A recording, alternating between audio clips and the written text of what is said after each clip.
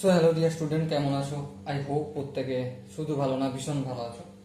স্ক্রিনের ওপর যে কোশ্চেনটা দেখা যাচ্ছে, এই কোশ্চেনটা এসএসসি সিএইচএসএল এ আসছিল, হাইট অ্যান্ড ডিস্টেন্স চ্যাপ্টারের। ওকে, প্রথমটা কি বলেছে প্রথমে আমরা পড়ে নিই। বলেছে যে the shadow of a tower standing on level ground is found to be 40 metre longer when the sun's altitude is 30 degree, then when it was 45 degree. Find the height of the tower. মুদ্রা কথা কি, একটা tower দেখতে পাচ্ছি দাঁড়িয়ে আছে। এবারে যখন 45 ডিগ্রি কোণে সূর্যটা ছিল, সেখান থেকে যখন 30 ডিগ্রি কোণে সূর্যটা হয়, তখন টাওয়ারের দৈর্ঘ্য ছায়াটা যে নিচে পড়েছে সেটা 40 ডিগ্রি বেশি দেখিয়েছে। তো এখন আমাকে বলতে হবে টাওয়ারের দৈর্ঘ্যটা কত। ওকে, চলো দেখো, এই হচ্ছে আমার টাওয়ারের দৈর্ঘ্য। বেশ, এবারে প্রথম অবস্থায় সাপোজ মনে করো এটা হচ্ছে প্রথম অবস্থায় ছায়া পড়লো, ঠিক আছে, 45 ডিগ্রি কোণে। এখান থেকে এখান পর্যন্ত দৈর্ঘ্যটা আমি ধরে নিচ্ছি এক্স, নাম দিয়েছি এ বি সি। এবারে ঘটনা কি, ছায়াটা আর 40 মিটার বাড়লো, মানে সি থেকে ডি, এখানটা ডি নাম দিই, 40 মিটার বাড়লো। কখন বাড়লো? যখন এই অ্যাঙ্গেলটা কত ডিগ্রি হলো? 30 ডিগ্রি হলো। ওকে, সো আমাকে এখন আনসার করতে হবে এই যে এবি সমান কত। ওকে, প্রশ্ন বোঝা গেল নিশ্চয়ই। চলো এবারে আনসার করি। দেখো, এই কোণটার সাপেক্ষে লম্ব কোণটা, অবশ্যই এর বিপরীত বাহুটা লম্ব, আর ভূমি কোণটা এটা, আর অতিভুজটা এটা হবে কারণ এটা 90 ডিগ্রি আছে, তাই না? সো লম্ব বাই ভূমি কি হয়?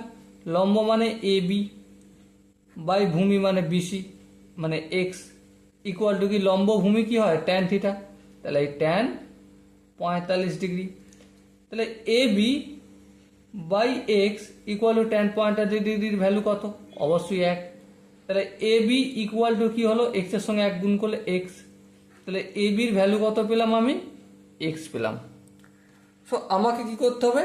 এই এক্স এর ভ্যালুটা নির্ণয় করলেই অঙ্ক শেষ হয়ে যাবে, তাই না? হ্যাঁ, ঠিক তাই। এবার দেখো, এই এ বি ডি, এই পুরো ত্রিভুজটার সাপেক্ষে লম্ব কোণটা অবশ্যই এ বিটা, ভূমি কোণটা এই বি ডিটা। তাহলে দেখো একইভাবে ট্যান থিটা সমান ট্যান 30 ডিগ্রি ইকুয়াল টু লম্ব বাই ভূমি। লম্ব মান হচ্ছে এই এ বি মানে এক্স, ভূমি মান হচ্ছে বিডি। বিডি বলতে এই এক্সটা আর এই 40টা, তাহলে এক্স প্লাস 40। আশা করি এটা বোঝা গেছে। এবার ট্যান 30 ডিগ্রি ভ্যালু কত? অবশ্যই 1/√3 equal to x by x plus 40।